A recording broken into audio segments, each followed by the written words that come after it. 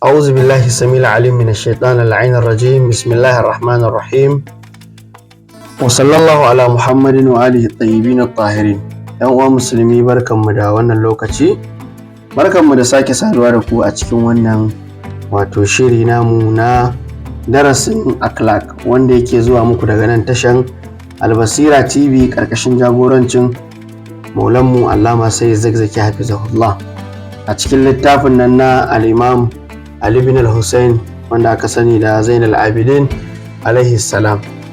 A yau za mu yi magana akan haƙƙin ji. Allah ta'ala ya yi ma ɗan adam baiwa da ji, tare da cewa wasu mutanen za ka ga suna da kunne amma kuma ba sa ji ɗin. To Imam Zainul Abidin yana karantar da mu yadda za mu ba ma jin mu haƙƙinsa. Imam Sajjad ya ce ke cewa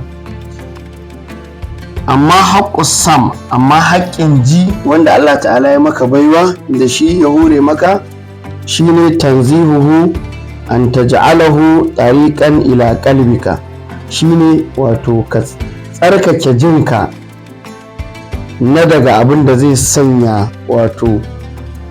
hanya zuwa ga zuciyarka. Ta hanyar haka ne zai sa jinka ba zai taɓa jin wani magana wacce take mara kyau ba, ko ta lagau, ko ta saba ma Allah, ko kuma ta giba, ko ta munafunci, illa li fahuhatin karima, sai dai magana wacce take mai daraja. Idan ka kiyaye jinka, zai zama ba za ka taɓa jin wani abu wanda yake na wasa ko na wargi ko na abu mara amfani ba, sai abin da yake zance mai daraja. Tuhdisu fi qalbika khairan, wannan zance mai daraja din da zai zama jinka yana ji a koda yaushe na alkhairi, shine zai sanya zuciyarka ta zama ko da yaushe ba abin da take samu face abubuwa na alkhairai da suke isa zuwa gare ta, saboda ji yana da tasiri da zuciya. Idan ya zama jin mutum ya saba amfani da shi ta hanyar jin giba, munafuncin da kuma maganganu na banza, to zai zama tana da tasiri zuwa ga zuciya. Au taksibu khalqan kariman, ko kuma zuciyar nan da kai amfani da ita ta hanyar jinka ya zama kana jin abubuwa masu kyau, imma wa'azi ne ko karatun alkur'ani ne ko ta magana ce mai fa'ida, to zai zama ka samar mata da wata ɗabi'a mai girma mai daraja.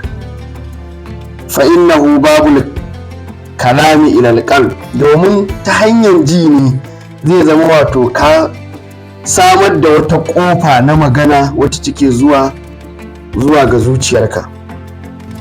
Yu'addi ilaihi darubal ma'ani ala ma fiha min khairin aw sharrin, kuma ta hanyar jin abu mai kyau zai sanya ka kana ɗamfare da kullum jinka yana sanya zuciyarka ta zama tana amfanuwa ta hanyoyi daban-daban, ta hanyar imma alkhairi ne ka ji ko kuma akasin haka.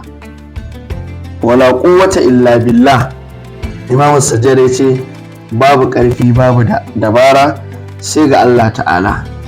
Da wannan muke cewa ku kasance da mu a duka ranakun Asabar domin ci gaba da kawo muku wannan shiri mai albarka. Wassalamu alaikum wa rahmatullahi ta'ala wa barakatuh.